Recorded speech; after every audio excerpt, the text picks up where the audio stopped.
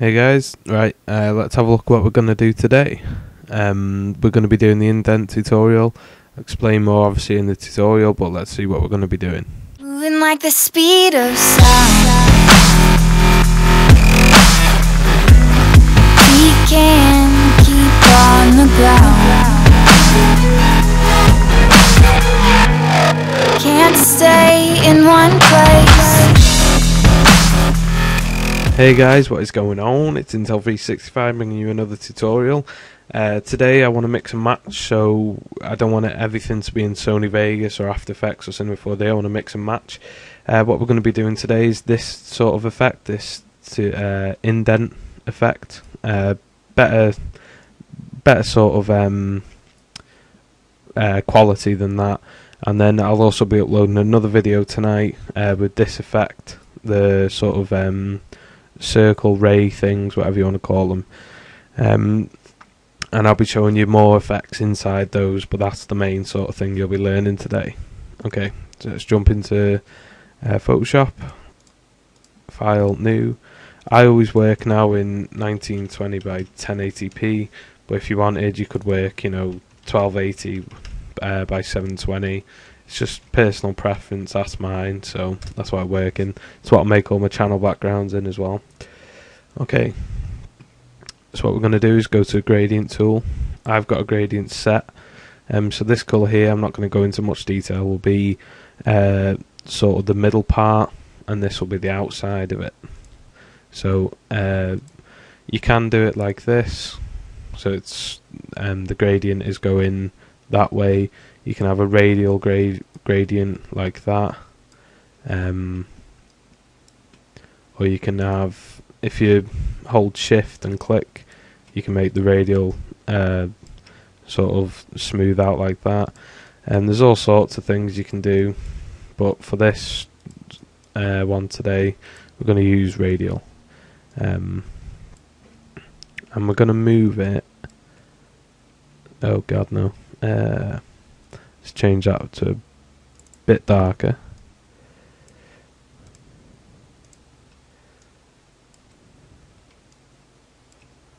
Yeah, that'll do. Okay. Yeah, maybe that's better. Okay. So the first thing you want to do is grab your pen tool. My favourite tool of Photoshop. You can do so many things with it, so many different designs. Sometimes if you have a mental block, things like this will really help, and then you'll be able to play around with it. Okay, so we're just going to click here, create some sort of design. Totally up to you. I'm normally quite good with the pen tool, but see how it goes.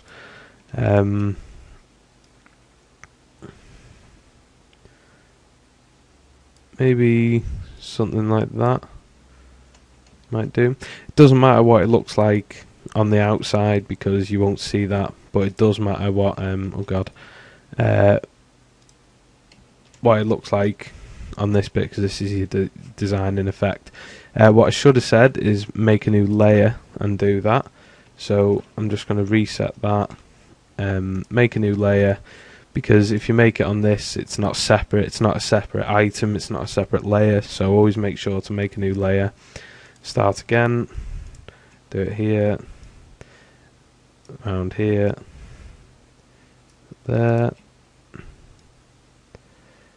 about there, and then finish. And then finish it off. Okay, that'll do me, I think, for now. So what you want to do now is go back into your pen tool. You want to right click and then go down to make selection, click that, and OK. If it's on 0, it doesn't matter. Either way, it doesn't matter. The feathers, really, if you've gone over something, to feather it, to bring it back in. I'll make a tutorial on stuff like that at a later date. So just click OK and it'll make a selection. Now what you want to press is Control Delete, and what that is doing basically is filling in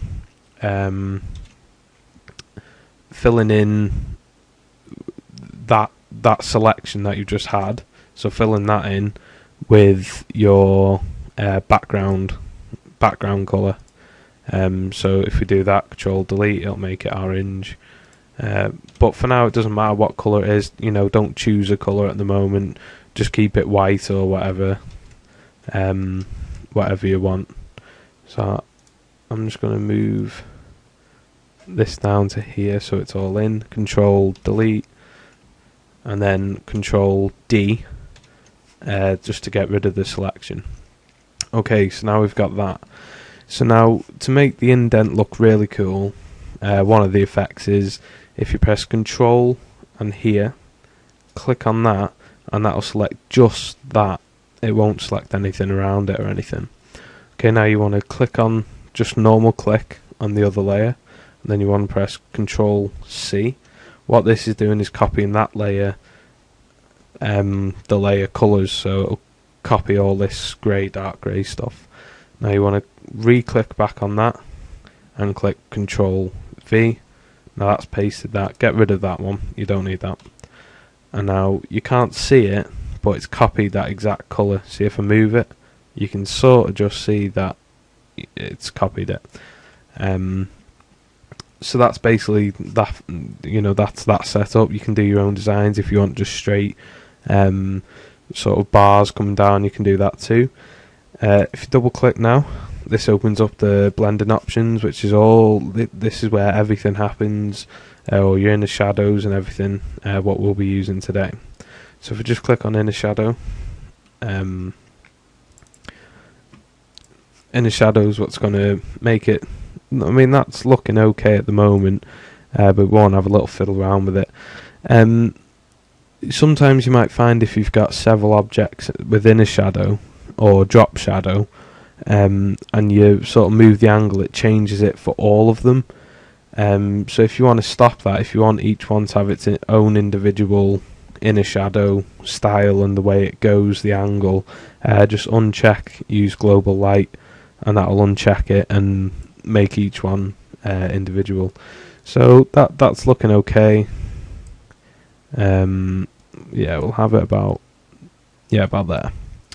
Okay, so now you want to increase the distance and the size. Again, this is all personal preference, you know, what you think looks good. I'm kind of liking that. I think that's okay. So if we just move this maybe distance down a bit. Again, you can have a really good play with it, you know. If you do it too much, I mean, that looks okay, but it doesn't sort of look indented again, so just want it about there. Okay. And then if you want, you can change the background colour and all that sort of stuff. So if you want now, if you want to add text like I do here, in the middle of it, Intel 365 repeated over and over, all you do is just type Intel 365. What we're going to do is just move that above, make it a bit bigger, maybe about, I'm holding shift as well now, so it doesn't do it all hand twacky and make it, you know, it keeps the find out how to explain, keeps the sort of perspective the way through. Maybe that's a bit too big. Okay, that'll do. So all you want to do now, to quickly select this, the resize and resize everything, you hold Control and press T, and that'll bring that up, and then you can resize it anyway. Okay, so I'm just going to angle that like that. It doesn't matter at first if it's overlapping. Okay, so now you want to press Control J, that'll duplicate that layer. Now you just want to match it there. You want to press Control J again and put that around there, and maybe do that one more time, Control J, and maybe slot that in there. Okay, now you want to go over to your layers here, and you want to hold down Control and click each one. Maybe a faster way is if you click the top one and hold Shift and it'll select everything between that top one where you clicked and wherever you click after that. So if I hold the top one and click down to the bottom, it selects them all. So we're just going to hold and select all of them. And now we're going to press Control E. That'll merge these all together now, so that it's just one whole layer. And now you want to duplicate that. Maybe move it to there. And now, for the sake of time, and if you really want to be specific with it and maybe change the font to different ones for each one, if you've got the time and that's what you want to do, then that's fine. So Control E again, duplicate that. So now you duplicated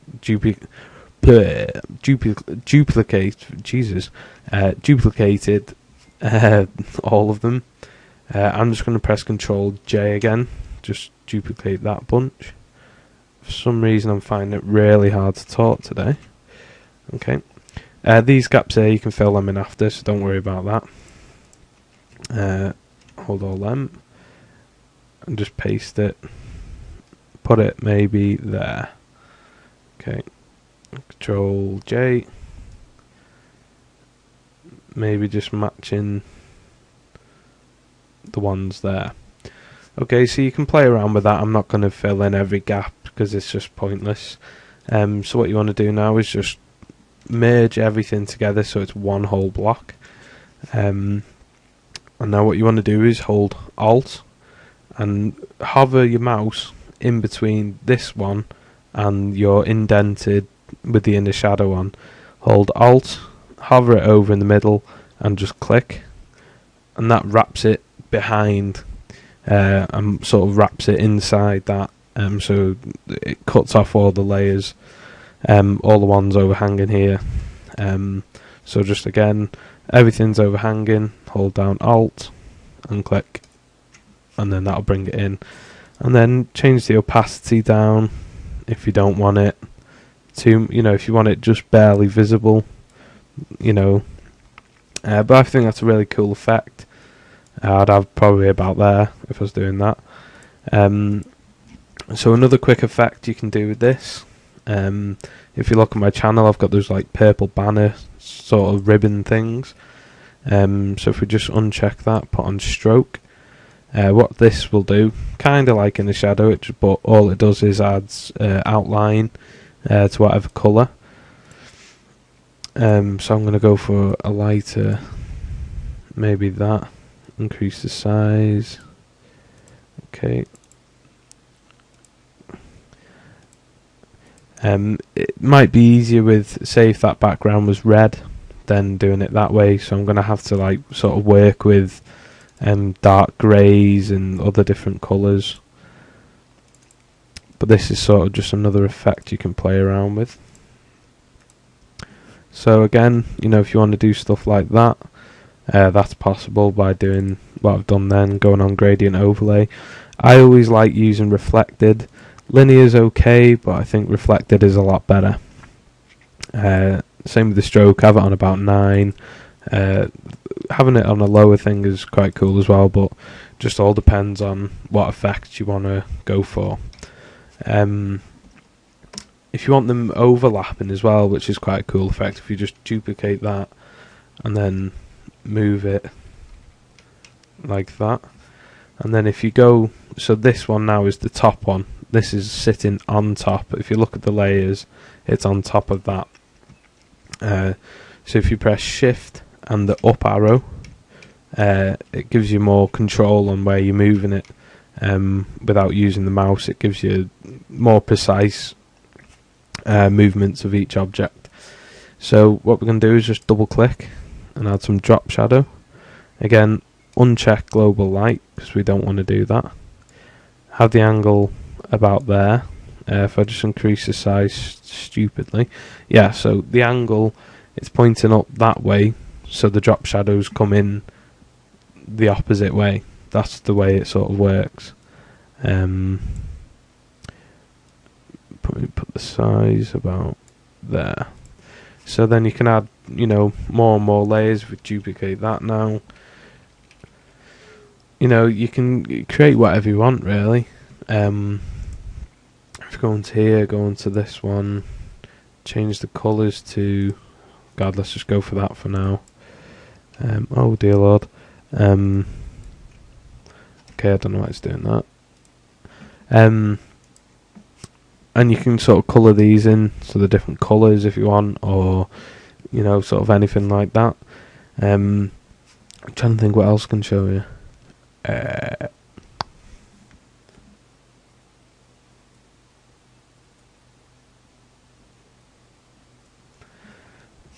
Okay, so if you want to add on the top one, add an inner shadow now.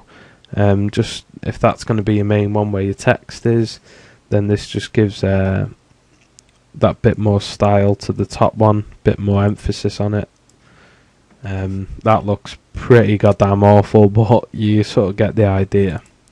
Maybe move that down a bit.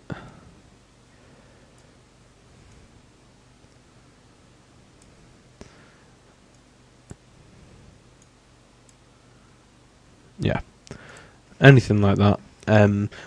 Have a play around with the colours as well.